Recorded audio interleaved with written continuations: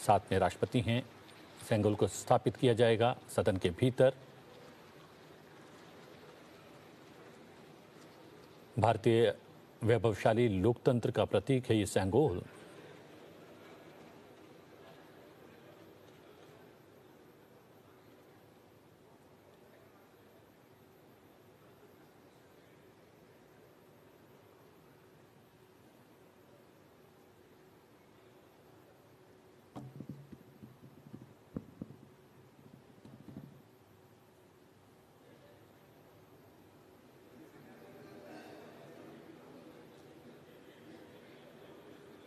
जी हाँ, ये संसद भवन का अहाता जगमगाता हुआ प्रकाश से प्रकाशमान। और अब सदन के भीतर प्रवेश करती हुई राष्ट्रपति द्रौपदी मुर्मू, साथ में माननीय सभासदों, महामहिम राष्ट्रपति जी,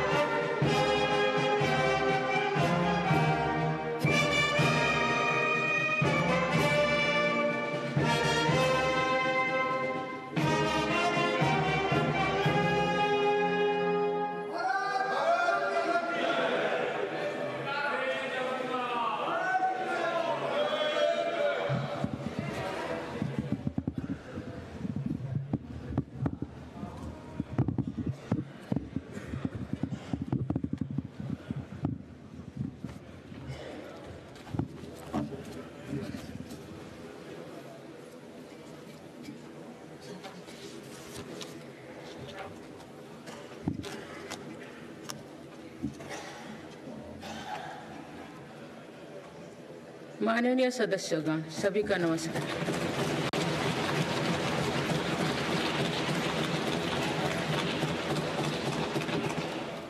इस नए सदन भवन में ये मेरा पहला संबोधन है।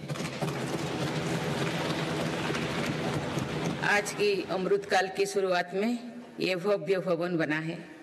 यहाँ एक भारत श्रेष्ठ भारत की महक भी है। भारत की सभ्यता और संस्कृति की चेतना भी है। इसमें हमारी लोकतांत्रिक और संसदीय परंपराओं के सम्मान का प्रण भी है। साथ ही 21वीं सदी के नए भारत के लिए नई परंपराओं के निर्माण का संकल्प भी है। मुझे पूरा विश्वास है कि इस नए भवन में नीतियों पर सार्थक संवाद होगा। ऐसी नीतियां जो आजादी के अमृत काल में विकसित भारत का निर्माण करेगी। मैं आप सभी को अपनी शुभकामनाएं देती हूँ। माननीय सदस्यगण, ये हमारे संविधान के लागू होने का भी 75वां वर्षगांठ है। इसी कालखंड में आजादी के 75 वर्षों का उत्सव अमृत महोत्सव भी संपन्न हुआ है। इस दौरान देश भर में अनेक कार्यक्रम हुए। देश ने अपने गुमनाम स्वतंत्रता सेनानियों को याद किया। 75 साल बाद युवा पीढ़ी ने फिर स्वतंत्रता संग्राम के उस कालखंड को जिया। इस उत्सव के दौरान मेरी माटी मेरा देश अभियान के तहत देश भर के हर गांव की मिट्टी के साथ अमृत कलश दिल्ली लाया गया।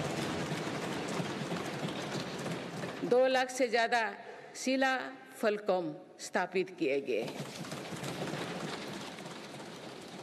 3 करोड़ से ज्यादा लोगों ने 5 प्राणों की शपथ ली। 70,000 से ज्यादा अमृत सरोवर बने। 2 लाख से ज्यादा अमृत वाटिकाओं का निर्माण हुआ।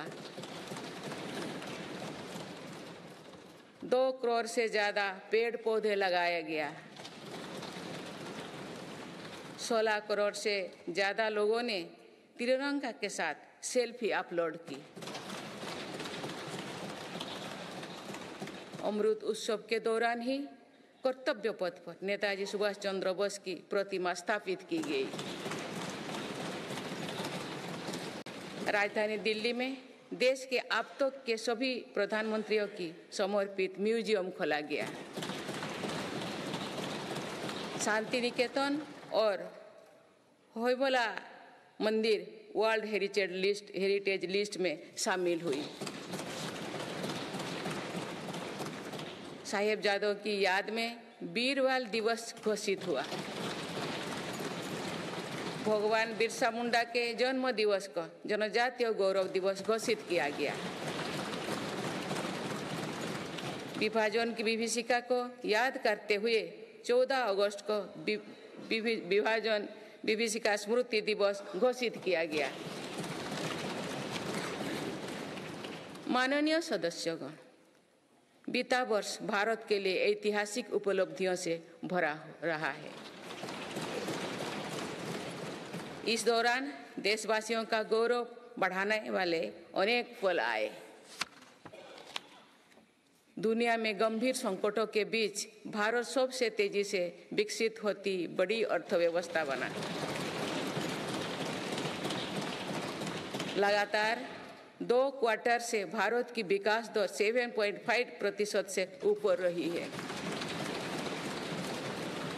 भारत चंद्रमा के दक्षिण ध्रुव पर झंडा फहराने वाला पहला देश बना। भारत ने सफलता के साथ आदित्य मिशन लॉन्च किया। धरती से 15 लाख किलोमीटर दूर अपनी सैटेलाइट पहुंचाई।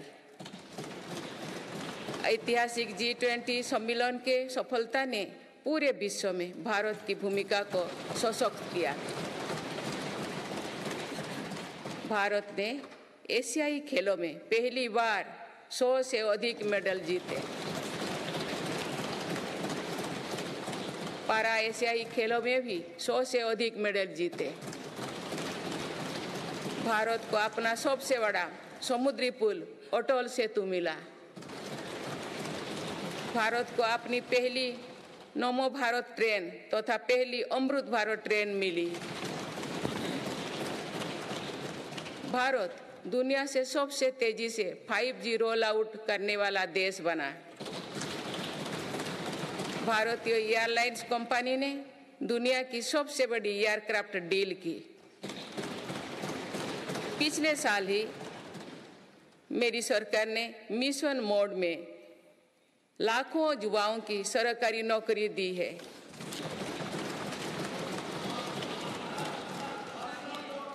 माननीय सदस्यगण, बीते 12 महीने में मेरी सरकार अनेक महत्वपूर्ण विधेयक लेकर भी आए। ये विधेयक आप सभी संसद सदस्यों के सहयोग से आज कानून बन चुके हैं। ये ऐसे कानून हैं जो विकसित भारत के संकल्पों की सिद्धि का मजबूत आधार है।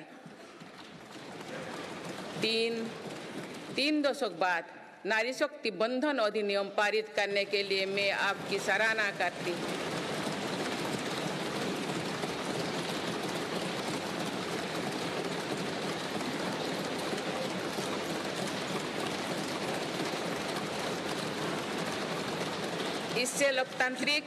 इससे लोकसभा और विधानसभा के महिलाओं की ज्यादा भागीदारी सुनिश्चित हुई है। ये वुमेन लीड डेवलपमेंट के मेरी सरकार के संकल्प को मजबूत करता है।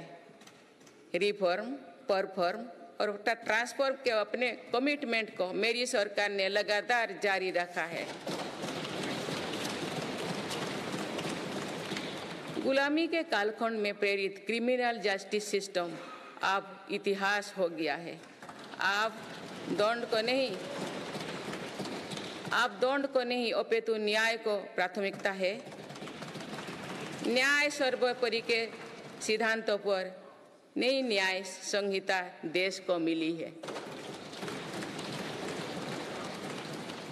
डिजिटल पर्सनल डेटा प्रोटेक्शन अधिनियम से डिजिटल स्पेस और सुरक्षित होने वाला है। अनुसंधान नेशनल रिसर्च फाउंडेशन अधिनियम से देश में रिसर्च और इनोवेशन को बल मिलेगा।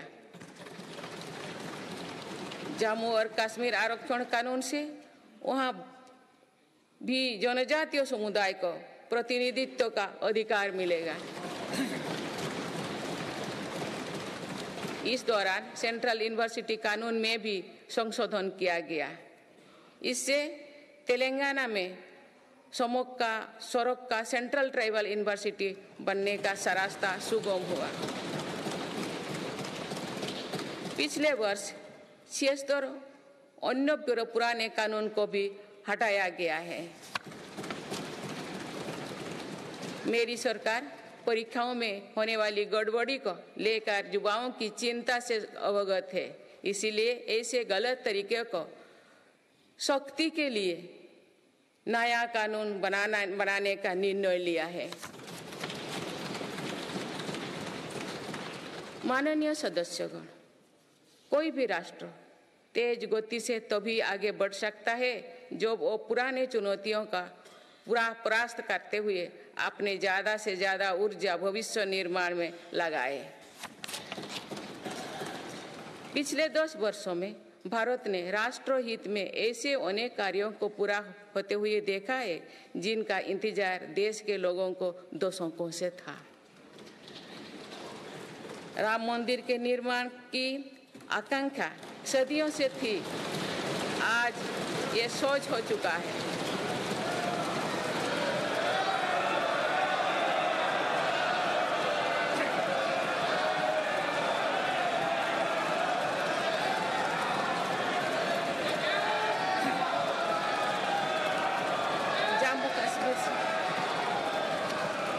जम्मू कश्मीर से आर्टिकल 370 हटाने को लेकर शंकाएं थी, आज वो इतिहास हो चुकी है। इसी संसद ने 3 तलाक के विरुद्ध कड़ा कानून बनाया है। इसी संसद ने हमारे पड़ोसी देशों से आए पीड़ित अल्पसंख्यकों को नागरिक देने वाला कानून बनाया। मेरी सरकार ने वन रैंक वन पेंशन की भी लागू किया, जिसका इंतजार 4 दशकों से था। ओआरओपी लागू होने के बाद अब तक पूर्व सैनिकों को लगभग 1 लाख करोड़ रुपए मिल चुकी है। भारतीय सेना में पहली बार चीफ ऑफ डिफेंस स्टाफ की नियुक्ति भी हुई है। माननीय सदस्यगण, उत्कलमणि पंडित गोपबंधु दास की अमर पंक्तियां असीम राष्ट्र प्रेम की भावना का सदा संचार करती है।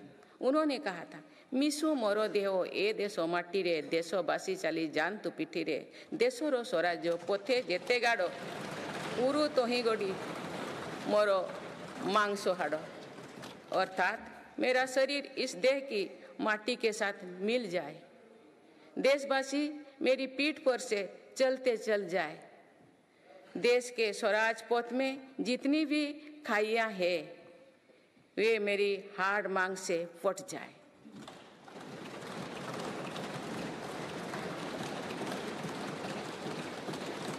इन पंक्तियों में हमें कर्तव्यों की पराकाष्ठा दिखती है, राष्ट्र सर्वोपरि का आदर्श दिखाई देता है। ये उपलब्धियां जो आज देख रही है वो बीते 10 वर्षों की साधना का विस्तार है। हमें सभी बचपन से गरीबी हटाओ के नारे सुनते आ रहे हैं। अब हम जीवन में पहली बार बड़े पैमाने पर गरीबी को दूर होने देख रहे हैं। नीति आयोग के अनुसार मेरी सरकार के 1 दशक के कार्यकाल में करीब 25 करोड़ देशवासी गरीबी से बाहर निकले हैं।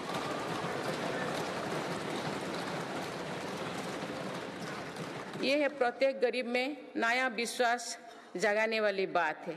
जो 25 करोड़ लोगों की गरीबी दूर हो सकती है तो उसकी भी गरीबी दूर हो सकती है।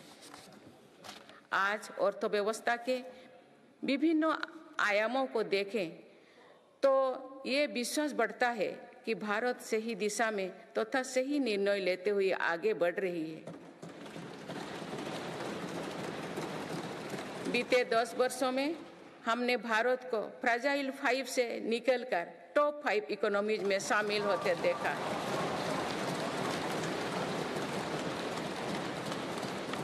भारत का निर्यात करीब $450 बिलियन से बढ़कर $775 बिलियन से अधिक हो गया है। पहले की तुलना में FDI द्विगुना हुआ है। खादी और ग्रामोद्योग के उत्पादों की बिक्री में 4 गुना से अधिक की वृद्धि हुई है। ITR फाइल करने वाले की संख्या करीब 3.25 करोड़ से बढ़कर लगभग 8.25 करोड़ हो चुकी है और बढ़ोतरी 2 गुना से भी कहीं अधिक है। 1 दशक पहले देश में केवल कुछ 100 स्टार्टअप थे जो आज बढ़कर 1 लाख से अधिक हो गया। साल में 94,000 कंपनियां रजिस्टर हुई थी। पिछले वर्ष ये संख्या 1,60,000 तक पहुंच चुके हैं। दिसंबर 2017 में 98 लाख से लोग GST देते थे, आज इनकी संख्या 1,40,00,000 है। 2014 से पहले के 10 वर्षों में लगभग 13 करोड़ वाहन बिके थे। पिछले 10 वर्षों में देशवासियों ने 21 करोड़ से अधिक वाहन खरीदे हैं। 2014-15 में लगभग 2,000 इलेक्ट्रिक वाहन बिके थे, जबकि 2023-24 में दिसंबर माह तक ही लगभग 15 लाख इलेक्ट्रिक वाहन बिक चुके हैं। माननीय सदस्यगण, बीते दशक में मेरी सरकार ने सुशासन और पारदर्शिता को हर व्यवस्था का मुख्य आधार बनाया है। इसी का परिणाम है कि हम बड़े आर्थिक सुधारों के साक्षी बने हैं। इस दौरान देश को इंसॉल्वेंसी एंड बैंकरप्सी कोड मिला है। देश को GST के रूप में एक देश एक टैक्स कानून मिला है। मेरी सरकार ने माइक्रो इकोनॉमिक स्टेबिलिटी में भी सुनिश्चित की है। 10 वर्षों में कैपेक्स 5 गुना बढ़कर 2 लाख करोड़ हो गया है। साथ ही फिजिकल डेफिसिट भी नियंत्रण भी में है। आज हमारे फॉरेक्स रिजर्व्स 600 अरब डॉलर से ज़्यादा है। हमारे बैंकिंग सिस्टम जो पहले बुरी तरह से चरमराया था, वो आज दुनिया के सबसे मजबूत बैंकिंग सिस्टम में से एक बना है। बैंक का एनपीए जो कभी डबल डिजिट में होता था, वो आज लगभग 4% ही है। मेक इन इंडिया और आत्मनिर्भर भारत अभियान हमारी ताकत बन चुकी है। भारत आज दुनिया का दूसरा सबसे बड़ा मोबाइल फोन निर्माता है। पिछले एक दशक के दौरान मोबाइल फोन मैन्युफैक्चरिंग में 5 गुना बढ़ोतरी हुई है। कुछ साल पहले भारत खिलौना आयात करता था, आज मेड इन इंडिया खिलौने निर्यात कर रहा है। भारत का डिफेंस प्रोडक्शन 1 लाख करोड़ रुपए के पार पहुंच चुका है। आज हर भारतीय देश में बने एयरक्राफ्ट कैरियर INS विक्रांत को देखकर गर्व से भरा हुआ है। लड़ाकू विमान तेजस अब हमारी वायुसेना की ताकत बन रहे हैं। C295 ट्रांसपोर्ट एयरक्राफ्ट का निर्माण भारत में होने जा रहा है।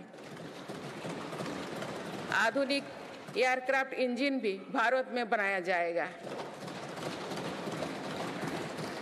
उत्तर प्रदेश और तमिलनाडु में डिफेंस कॉरिडोर का विकास हो रहा है। मेरी सरकार ने डिफेंस सेक्टर में निजी क्षेत्रों की भागीदारी सुनिश्चित की है। स्पेस सेक्टर को भी हमारी सरकार ने युवा स्टार्टअप्स के लिए खोल दिया है। माननीय सदस्यगण, मेरी सरकार वेल्थ क्रिएटर का सम्मान करती है तथा भारत के प्राइवेट सेक्टर के सामर्थ्य पर विश्वास करती है। भारत में बिजनेस करना आसान हो, इसके लिए उपयुक्त माहौल रहे, इस पर भी मेरी सरकार लगातार काम कर रही है। ईज ऑफ डूइंग बिजनेस में लगातार सुधार हो रहा है। बीते कुछ वर्षों में 40,000 से ज़्यादा कंप्लायंस को हटाया जा या सरल किया गया है। कंपनीज एक्ट तथा लिमिटेड लायबिलिटी पार्टनरशिप एक्ट में 63 प्रावधानों को अपराध की सूची में बाहर किया गया है। जौन विश्वास अधिनियम द्वारा 183 प्रावधानों को अपराध की श्रेणी से बाहर किया गया है। अदालत के बाहर विवादों को सौहार्दपूर्ण समाधान हेतु मध्यस्थता पर कानून बनाया गया है। वन और पर्यावरण विभाग से क्लियरेंस मिलने में जहां 600 दिन लगते थे, वहां आज 75 दिन से भी कम समय लगता है। फेसलेस असेसमेंट योजना से टैक्स व्यवस्था में और पारदर्शिता आई है। माननीय सदस्यगण, हमारे MSME सेक्टर को भी रिफॉर्म्स का बहुत अधिक लाभ हो रहा है। आप अवगत है कि हमारे MSMEs में आज करोड़ों देशवासी काम कर रहे हैं।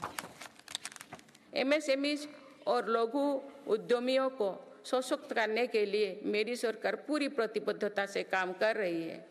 MSME की परिभाषा का विस्तार किया गया है। नई परिभाषा में निवेश और टर्नओवर को समाहित किया गया है। आज उद्यम और उद्यम असिस्ट पोर्टल पर लगभग 3.5 करोड़ MSME रजिस्टर्ड है। बीते वर्षों में MSMEs के लिए क्रेडिट गारंटी स्कीम के तहत करीब 5 लाख करोड़ की गारंटी स्वीकृति की गई। ये 2014 से पहले के दशक से 6 गुना अधिक है। माननीय सदस्यगण, मेरी सरकार का एक और बड़ा रिफॉर्म डिजिटल इंडिया का निर्माण है। डिजिटल इंडिया ने भारत में जीवन और बिजनेस दोनों को बहुत आसान बना दिया है। आज पूरी दुनिया मानती है कि ये भारत की बहुत बड़ी उपलब्धि है। विकसित देशों में भी भारत ऐसा डिजिटल सिस्टम नहीं है। गांव में भी सामान्य खरीद बिक्री डिजिटल तरीके से होगी, ये कुछ लोगों की कल्पना से भी परे था। आज दुनिया के कुल रियल टाइम डिजिटल लेन देन का 46% भारत में होता है।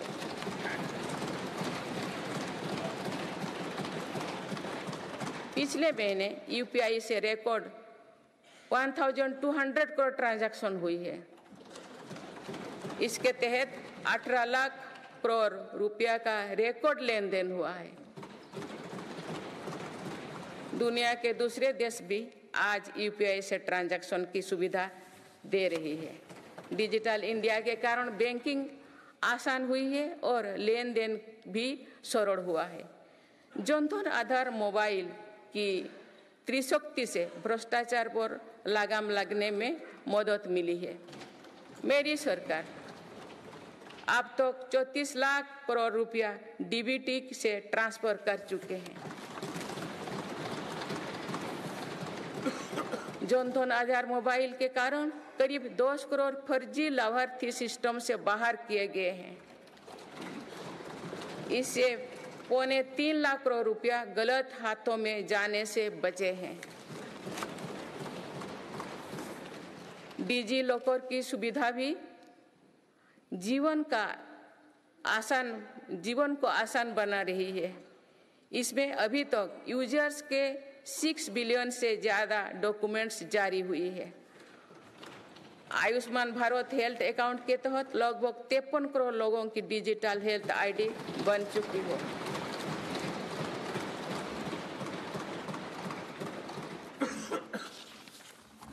माननीय सदस्यगण, डिजिटल के साथ साथ फिजिकल इंफ्रास्ट्रक्चर पर भी रिकॉर्ड निवेश हुई है। आज भारत में ऐसा इंफ्रास्ट्रक्चर बन रहा है जिसका सपना हर भारतीय देखता था। पिछले 10 वर्षों के दौरान गांवों में 4.25 लाख किलोमीटर नई सड़कें बने हुए हैं। नेशनल हाईवे की लंबाई 90,000 किलोमीटर से बढ़कर 1,40,000 किलोमीटर हुई है। 4 लेन नेशनल हाईवे की लंबाई 2.5 गुना बढ़ी है। हाई स्पीड कॉरिडोर की लंबाई 500 किलोमीटर थी, जो आज 4,000 किलोमीटर है। एयरपोर्ट की संख्या 74 से 2 गुना बढ़कर 149 हो चुकी है। देश के बड़े बंदरगाह पर कार्गो हैंडलिंग कैपेसिटी 2 गुना हो गई है। ब्रॉडबैंड इस्तेमाल करने वालों की संख्या में 14 गुना बढ़ोतरी हुई है। देश को लगभग 2 लाख गांव पंचायत को ऑप्टिकल फाइबर से जोड़ा जा चुका है।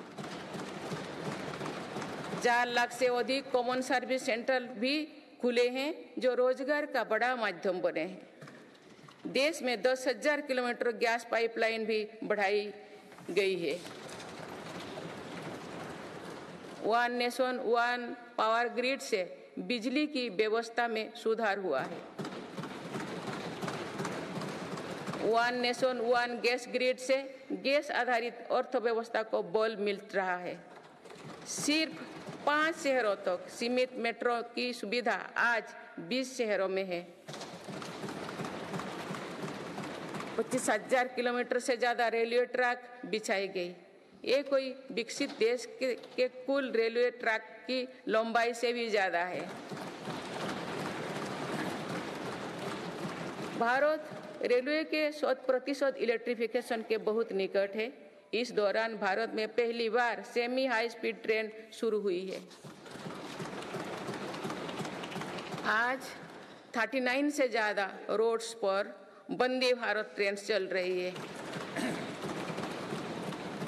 अमृत भारत स्टेशन योजना के तहत 1300 से ज़्यादा रेलवे स्टेशनों का कायाकल्प हो रहा है।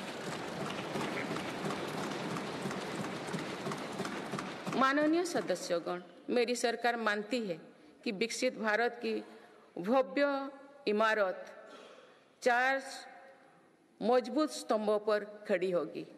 ये स्तंभ है युवा शक्ति, नारी शक्ति, किसान और गरीब।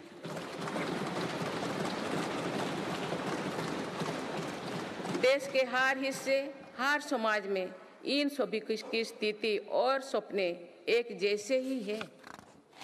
इसीलिए इन 4 स्तंभों को सशक्त करने के लिए मेरी सरकार निरंतर काम कर रही है। मेरी सरकार ने टैक्स का बहुत बड़ा हिस्सा इन स्तंभों को मजबूत बनाने पर खर्च किया है। 4 करोड़ 10 लाख गरीब परिवार को अपना पक्का घर मिला। इस पर लगभग 6 लाख करोड़ रुपया खर्च किए गए। लगभग 11 करोड़ ग्रामीण परिवारों तक पहली बार पाइप से पानी पहुंचा है। इस पर 4 लाख करोड़ रुपया खर्च किया जा रहे हैं। हाल ही में 10 करोड़ उज्ज्वला के गैस कनेक्शन पूरी हुई है। आज इन लाभार्थी बहनों को बहुत सस्ती गैस भी दी जा रही है। इस पर भी सरकार द्वारा 2.5 लाख करोड़ रुपया खर्च किए गए हैं। कोरोना काल से ही 80 करोड़ देशवासियों को मुफ्त राशन दिया जा रहा है।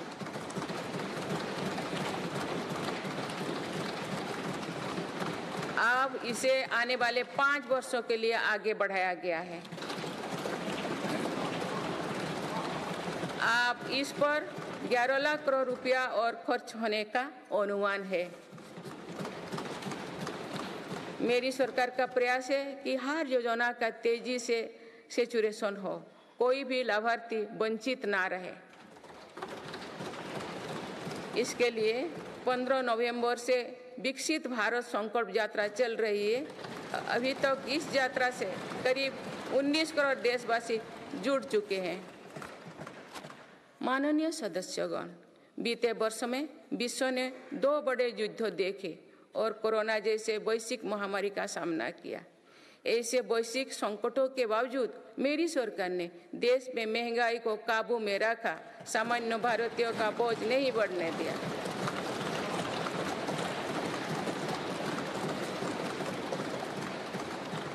दो 2014 से पहले के 10 वर्षों में औसत महंगाई दर 8% से अधिक थी।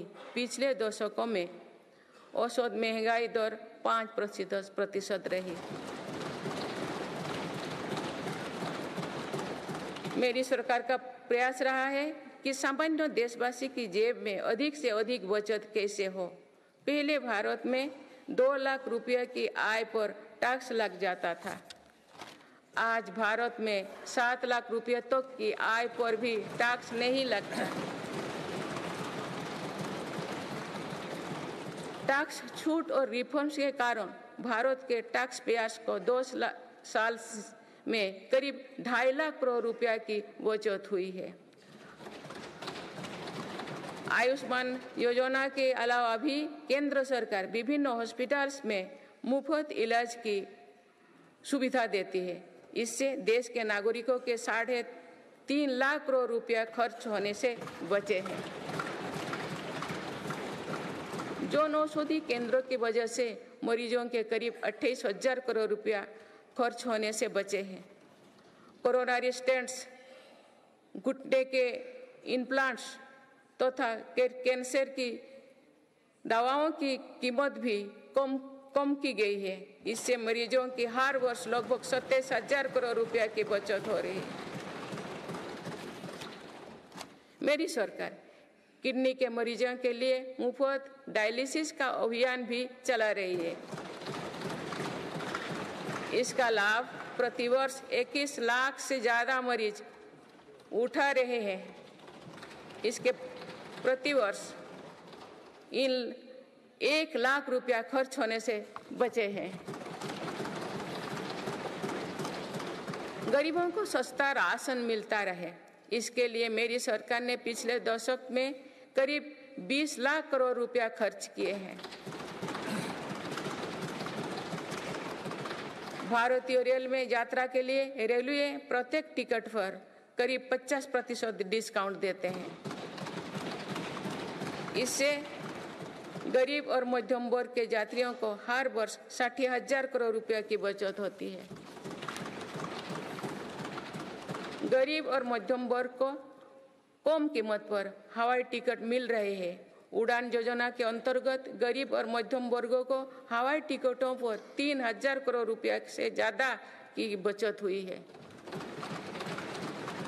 LED बल्ब की योजना के कारण बिजली के बिलों में 20,000 करोड़ रुपया में अधिक बचत हुई है। जीवन ज्योति बीमा योजना और सुरक्षा बीमा योजना के तहत गरीबों को 16,000 करोड़ रुपया से ज्यादा की क्लेम राशि मिली है।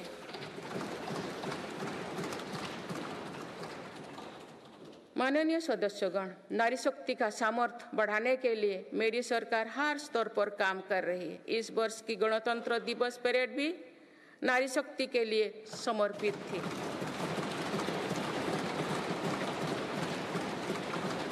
इस परेड में दुनिया ने हमारी बेटियों के सामर्थ्य की झलक देखी। मेरी सरकार ने जल, स्थल, नभ और अंतरिक्ष हर तरफ बेटियों की भूमिका का विस्तार किया है। हम सब जानते हैं कि महिलाओं के लिए आर्थिक स्वतंत्रता के क्या मायने हैं। मेरी सरकार ने महिलाओं की आर्थिक भागीदारी बढ़ाने के लिए निरंतर प्रयास किए हैं। आज लगभग 10 करोड़ महिलाएं स्वयं सहायता समूह से जुड़ चुके हैं। इन समूहों को 8 लाख करोड़ रुपया बैंक लोन और 40,000 करोड़ रुपया की आर्थिक सहायता दी गई है। मेरी सरकार 2 करोड़ महिलाओं को लाखपति दीदी बनाने का अभियान चला रही है।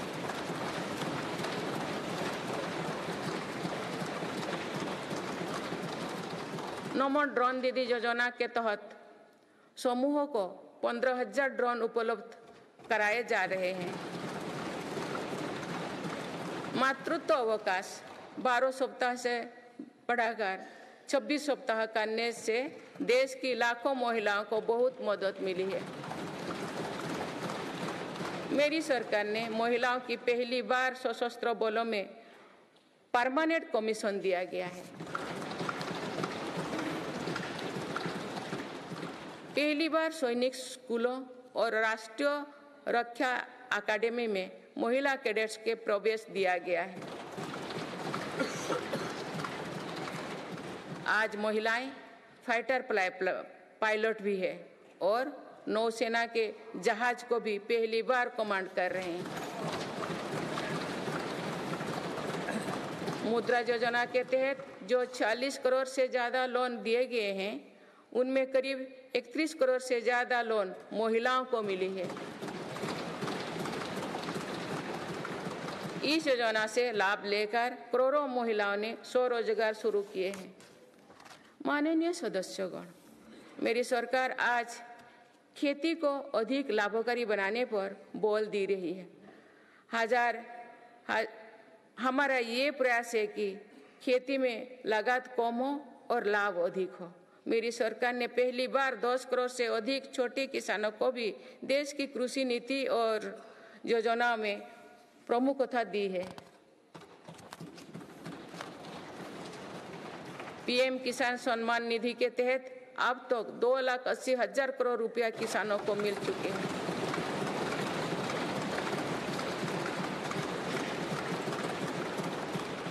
दो सालों में किसानों के लिए बैंक से आसान लोन में 3 गुना वृद्धि की गई है। प्रधानमंत्री फसल बीमा योजना के तहत किसानों ने 30,000 करोड़ रुपया प्रीमियम भरा। इसके बदले उन्हें 1.5 लाख करोड़ रुपए का क्लेम मिला है। पिछले 10 वर्षों में लगभग 18 लाख करोड़ रुपया MSP के रूप में धान और गेहूं की खेती करने वाले किसानों को मिले हैं। ये 2014 से पहले के 2 सालों की तुलना में 2.5 गुना अधिक है।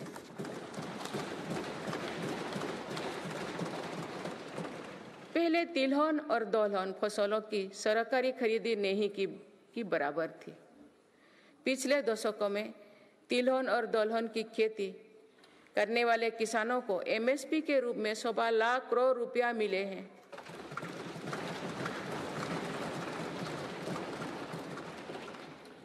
ये मेरी ही सरकार है जिसने पहली बार देश में कृषि निर्यात नीति बनाई है।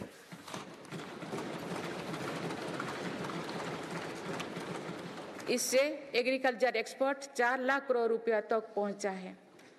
किसानों को सस्ती खाद मिले, इसके लिए 10 सालों में 11 लाख करोड़ रुपया से अधिक खर्च किए गए हैं। मेरी सरकार ने 1.25 लाख से ज्यादा प्रधानमंत्री किसान समृद्धि केंद्र स्थापित किए हैं।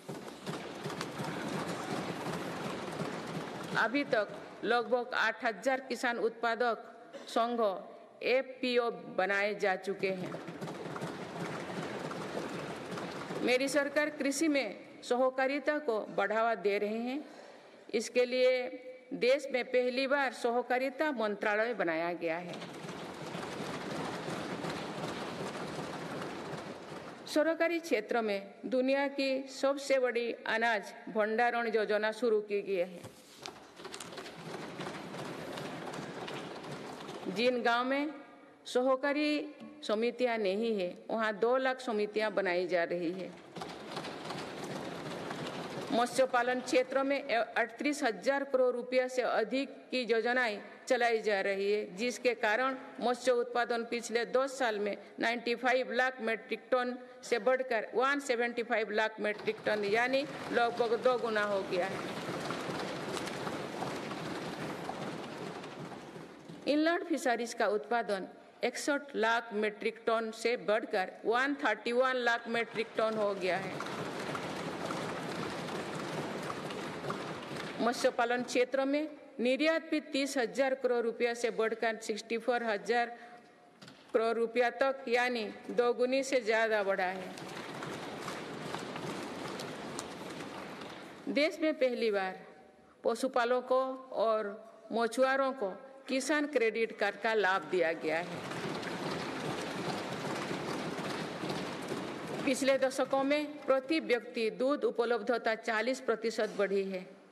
पशुओं को खुरपका और मुंहपका बीमारियों से बचाने के लिए पहली बार मुफ्त टीकाकरण अभियान चल रहा है। अब तक 4 चरणों में 50 करोड़ से ज्यादा टीका पशुओं की दिए जा चुके हैं। माननीय सदस्यगण, जनकल्याण की ये जितनी भी योजनाएं हैं, ये सुविधाएं भर नहीं है। इसका देश के नागरिकों के पूरे जीवन चक्र पर सकारात्मक असर पड़ रहा है। विभिन्न सरकारी और गैर सरकारी संस्थाओं द्वारा मेरी सरकार की योजनाओं के प्रभावों का अध्ययन किया गया है। इसके परिणाम बहुत ही प्रभावकारी है और गरीबी से लड़ रहे दुनिया के हर देश को प्रेरित कर रहने वाले हैं। बीते वर्षों में विभिन्न संस्थाओं के अध्ययन में सामने आया है कि 11 करोड़ शौचालयों के निर्माण और खुले में शौच बंद होने से अनेक बीमारियों की रोकथाम हुई है। इससे शहरी क्षेत्र के हर गरीब परिवार को इलाज पर प्रति वर्ष 60,000 रुपया तक की बचत हो रही है। पाइप से शुद्ध पेयजल मिलने से भी प्रति वर्ष लाखों बच्चों की जान बच रही है। पीएम आवास योजना पर हुई अध्ययन के अनुसार पक्के घर से परिवार की सामाजिक प्रतिष्ठा और गरिमा बढ़ी है। पक्के घर में बच्चों की पढ़ाई बेहतर हुई है और ड्रॉप आउट की दर में कमी आई है। प्रधानमंत्री सुरक्षित मातृत्व अभियान के वजह से आज देश में 100% संस्थागत प्रसव हो रही है। इस वजह से माता मृत्यु दर में भी भारी गिरावट आई है। एक और अध्ययन के अनुसार उज्ज्वला योजना के लाभार्थी परिवारों में गरीब बीमारी की घटनाओं में कम आई है। माननीय सदस्यगण, मेरी सरकार मानव केंद्रित विकास पर बल दे रही है। हमारे लिए हर नागरिक की गरिमा सर्वोपरि है। यही सामाजिक न्याय की हमारी अवधारणा है। भारत के संविधान के हर अनुच्छेद का संदेश भी यही है। हमारे यहाँ लंबे समय तक सिर्फ अधिकारों पर चर्चा होती थी। हमने सरकार के कर्तव्यों पर भी बल दिया। इससे नागरिकों में भी कर्तव्य भाव जागा। आज अपने अपने कर्तव्य के पालन से हर अधिकार की गारंटी का भाव जागृत हुआ। मेरी सरकार ने उनकी भी सुध ली है जो अब तक विकास की धारा से दूर रहे हैं। ऐसे हजारों आदिवासी गांव हैं जहां बीते 2 वर्षों में पहली बार बिजली और सड़क पहुंची। लाखों आदिवासी परिवारों को अब जाकर पाइप से शुद्ध पानी मिलना शुरू हुआ। विशेष अभियान के तहत मेरी सरकार हजारों आदिवासी बहुल गांव में 4G इंटरनेट सुविधा भी पहुंचा रही है। बंधन केंद्रों की स्थापना और 90 से ज्यादा वन उपज पर MSP दिए जाने से आदिवासियों को बहुत लाभ हुआ है। मेरी सरकार ने पहली बार जनजातियों में भी सबसे पिछड़े जनजातियों की सुध ली है। उनके लिए लगभग 24,000 करोड़ रुपया की PM जनमन योजना बनाई है। आदिवासी परिवारों में अनेक पीढ़ियां सिकल सेल एनीमिया में पीड़ित रही है। पहली बार इसके लिए राष्ट्रीय मिशन शुरू किया गया है। अब तक लगभग 1,40,00,000 लोग की जांच की हो चुकी है। दिव्यांगजनों के लिए भी मेरी सरकार ने सुगम्य भारत अभियान चलाए हैं। साथ ही भारतीय सांकेतिक भाषा में पाठ्य पुस्तकें उपलब्ध कराई है। ट्रांसजेंडर को समाज में सम्मानजनक स्थान दिलाने और उनके अधिकारों के संरक्षण हेतु भी कानून बनाए हैं। माननीय सदस्यगण, हमारे यहाँ विश्वकर्मा परिवारों के बिना दैनिक जीवन की कल्पना भी मुश्किल है। ये परिवार पीढ़ी दर पीढ़ी अपने कौशल को आगे बढ़ाते हैं, लेकिन सरकारी मदद के अभाव में हमारी विश्वकर्मा साथी बुरी स्थिति से गुजर रहे थे। मेरी सरकार ने ऐसे विश्वकर्मा परिवार को भी सुध ली है। अभी तक PM विश्वकर्मा योजना से 84 लाख से ज्यादा लोग जुड़ चुके हैं। रेहड़ी, ठेले, फुटपाथ पर काम करने वाले साथी भी दशकों से अपने हाल पर छोड़ दिए गए थे। मेरी सरकार ने PM स्वनिधि योजना द्वारा उनको बैंकिंग से जोड़ा। इस योजना के तहत अब तक 10,000 करोड़ रुपया से अधिक की राशि के ऋण दिया जा चुका है।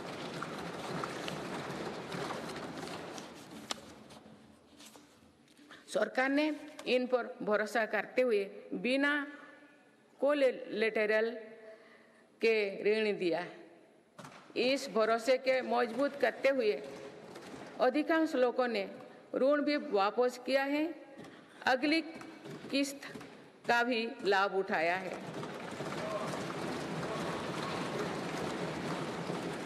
इस योजना के अधिकतर लाभार्थी दलित, पिछड़े, आदिवासी और महिलाएं हैं। माननीय सदस्यगण, सबका साथ, सबका विकास, सबका विश्वास और सबका प्रयास के मंत्र पर चल रही मेरी सरकार समाज के हर वर्ग को उचित अवसर देने में जुटी है। पहली बार सामान्य वर्ग के गरीबों को आरक्षण की सुविधा दी गई है। मेडिकल में ग्रेजुएशन और पोस्ट ग्रेजुएशन के लिए OBC के केंद्रीय कोटे के तहत दाखिली में 27% आरक्षण सुनिश्चित किया गया है। राष्ट्रीय पिछड़ा वर्ग आयोग को संवैधानिक दर्जा दिया गया है।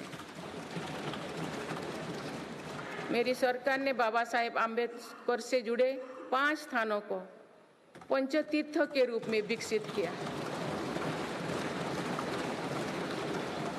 आज देश भर में आदिवासी स्वतंत्रता सेनानियों के लिए समर्पित 10 संग्रहालय बनाया जा रहा है।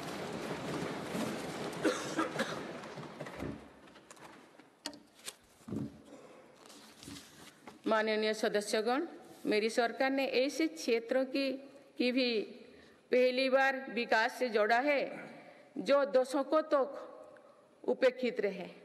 हमारी सीमाओं से सटे गांवों को देश का अंतिम गांव माना जाता था। मेरी सरकार ने उन्हें देश का पहला गांव बनाया है।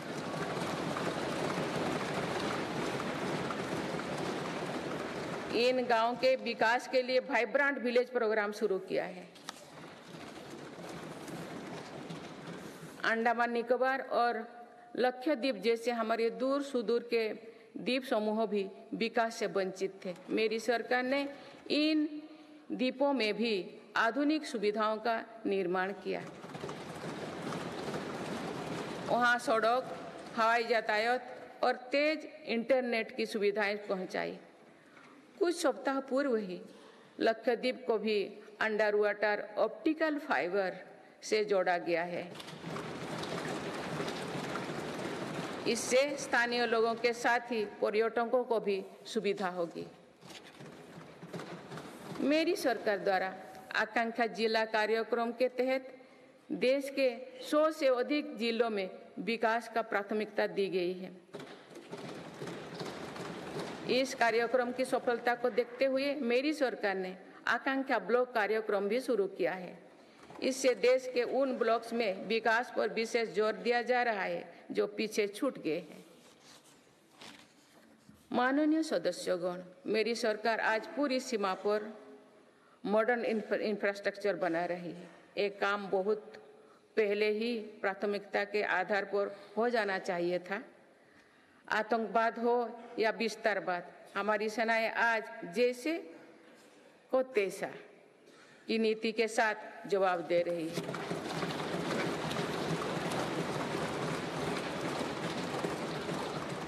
आंतरिक शांति के लिए मेरी सरकार के प्रयासों के सार्थक परिणाम हमारे सामने हैं। जम्मू कश्मीर में आज सुरक्षा का वातावरण है। आज वहाँ हड़ताल का सन्नाटा नहीं, भीड़ भरे बाजार की चहल पहल है। नॉर्थ ईस्ट में अलगाववाद की घटना में भारी कमी आई है। अनेक संगठनों ने स्थायी शांति के तरफ कदम बढ़ाए हैं। नक्सलवाद से प्रभावित क्षेत्र घटे हैं और नक्सली हिंसा में भी भारी गिरावट हुई है। माननीय सदस्यगण, भारत के लिए ये समय आने वाली सदियों का भविष्य लिखने का है। हमारे पूर्वजों ने हजारों वर्षों की एक विरासत हमारे लिए छोड़ी है। अपने पूर्वजों की सौगातों का आज भी हम बड़े गौरव के साथ याद करते हैं। आज की पीढ़ी को भी ऐसा विरासत बनानी है जो सदियों तक याद रखी जाए। इसलिए मेरी सरकार आज एक बड़े विजन पर काम कर रही है। इस विजन में आने वाले 5 वर्षों का कार्यक्रम भी है। इसमें आने वाले 25 साल का रोड मैप भी है। हमारे लिए विकसित भारत सिर्फ आर्थिक समृद्धि तक सीमित नहीं है।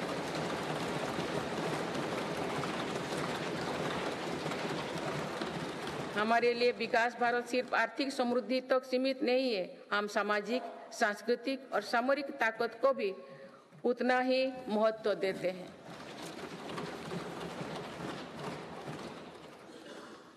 इनके बिना विकास और आर्थिक समृद्धि स्थायी नहीं रह सकती है। बीते दशकों के फैसले भी इसी ध्येय से लिए गए हैं। आज भी अनेक कदम इसी लक्ष्य के साथ उठाया जा रहे हैं। माननीय सदस्यगण, भारत के तेज विकास को लेकर आज दुनिया की हर एजेंसी आश्वस्त है। राष्ट्रीय और अंतर्राष्ट्रीय एजेंसी जो भी आकलन कर रहे हैं, उनका आधार भारत की नीतियां हैं। इंफ्रास्ट्रक्चर में रिकॉर्ड निवेश और पॉलिसी रिफॉर्म निवेशकों का विश्वास और बढ़ा रहा है। पूर्ण बहुमत वाली स्थिर और मजबूत सरकार के लिए भारतीयों का संकल्प भी दुनिया को नया भरोसा दे रहे हैं।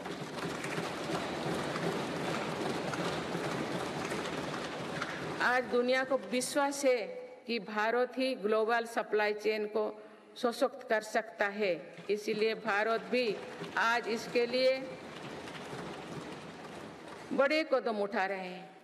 देश में एमएसएमई का एक मजबूत नेटवर्क बनाया जा रहा है।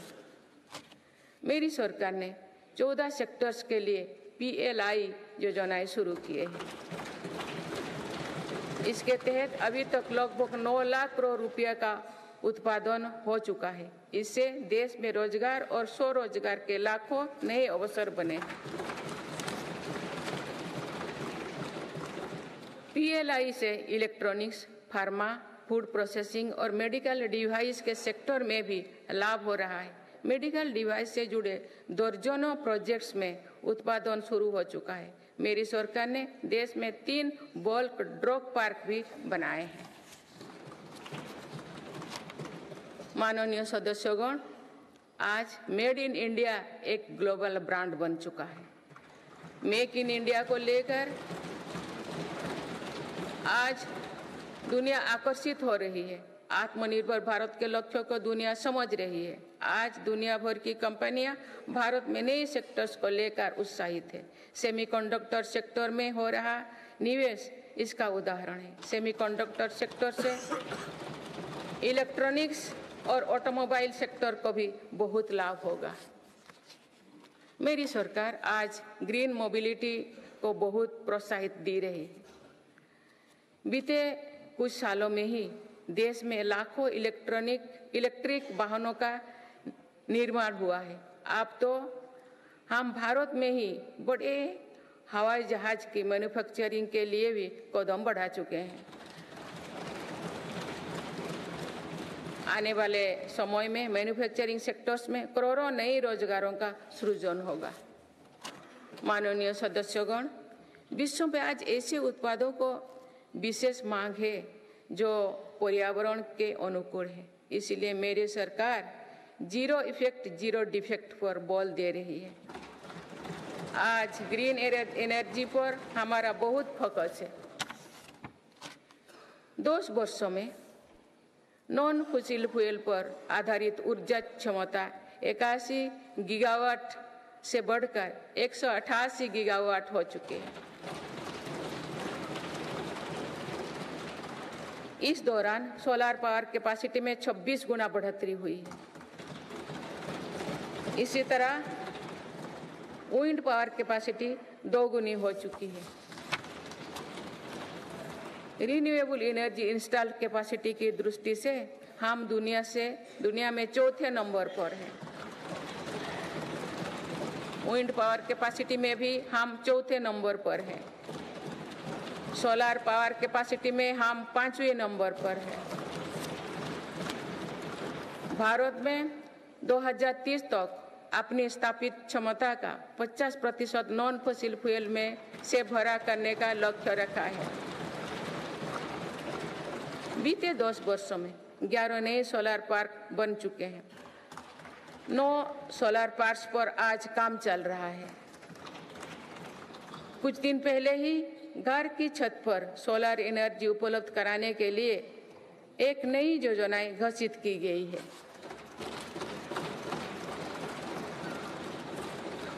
इसके तहत 1 करोड़ परिवारों को मदद दी जाएगी। इससे बिजली का बिल भी कम होगा और अतिरिक्त बिजली की खरीद विद्युत बाजारों में की जाएगी। परमाणु ऊर्जा के क्षेत्र में भी बहुत तेजी से काम किया जा रहा है। मेरी सरकार ने 10 नए परमाणु ऊर्जा संयंत्रों को स्वीकृति दी है।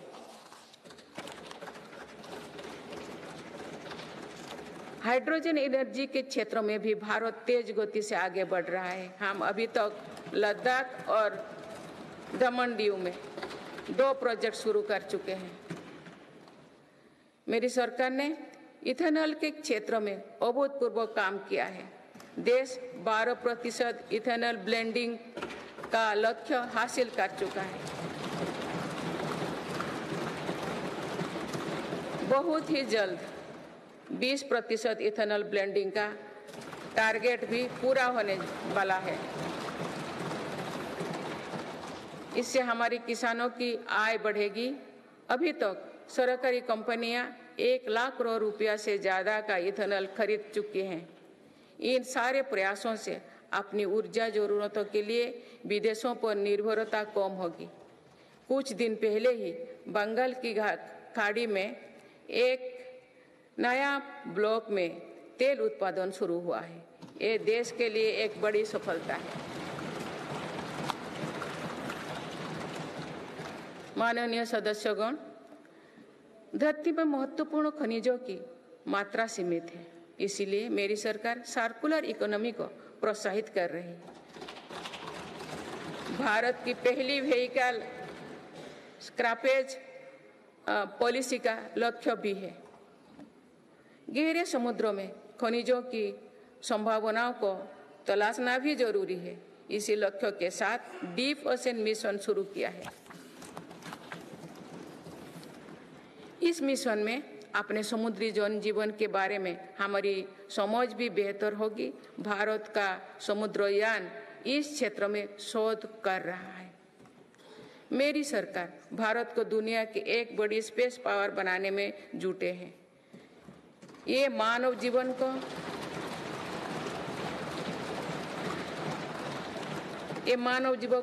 बेहतर बनाने का एक माध्यम है। साथ ही ये स्पेस इकोनॉमी में भारत की हिस्सेदारी बढ़ाने का भी प्रयास है। भारत के स्पेस प्रोग्राम के विस्तार के लिए महत्वपूर्ण फैसला लिए गए हैं। इसके कारण अनेक नए स्पेस स्टार्टअप्स बने हैं। अब वो दिन दूर नहीं है जो भारत का गगनयान स्पेस में जाएगा।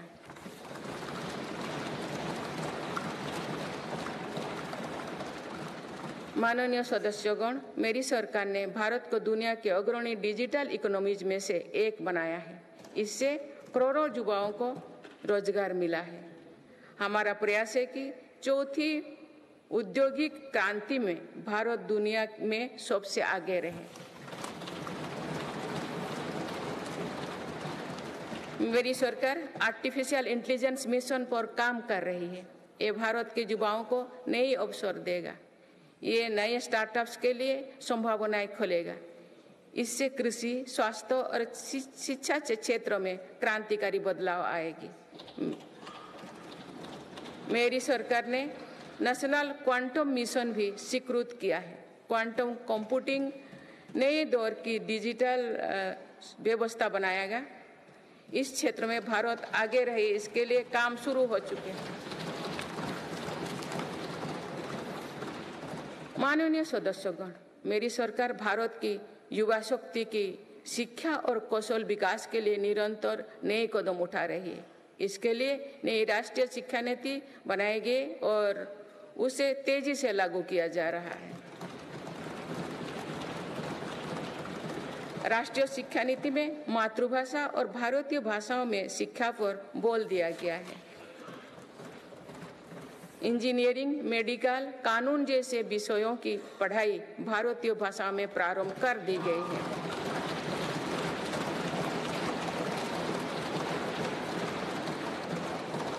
स्कूली शिक्षा में गुणवत्ता लाने के लिए मेरी सरकार 14,000 से अधिक पीएम श्री विद्यालयों पर काम कर रही है। इनमें से 6,000 से अधिक विद्यालय शुरू हो चुके हैं। मेरी सरकार के प्रयासों से देश में ड्रॉप आउट रेट कम हुआ है। उच्च शिक्षा में छात्राओं के दाखिले ज़्यादा हो रही है। अनुसूचित जाति के विद्यार्थियों के नामांकन में लगभग 44% वृद्धि हुई है। नामांकन में अनुसूचित जनजाति के विद्यार्थियों की 65% और ओबीसी के विद्यार्थियों को 44% अधिक वृद्धि हुई है। इनोवेशन को बढ़ावा देने के लिए अटल इनोवेशन मिशन के अंतर्गत 2000 अटल टिंकरिंग लैब स्थापित किए गए हैं। इसमें 1 करोड़ से अधिक विद्यार्थी जुड़े हैं। साल 2014 तक देश में 7 एम्स और 390 से भी कम मेडिकल कॉलेज थे।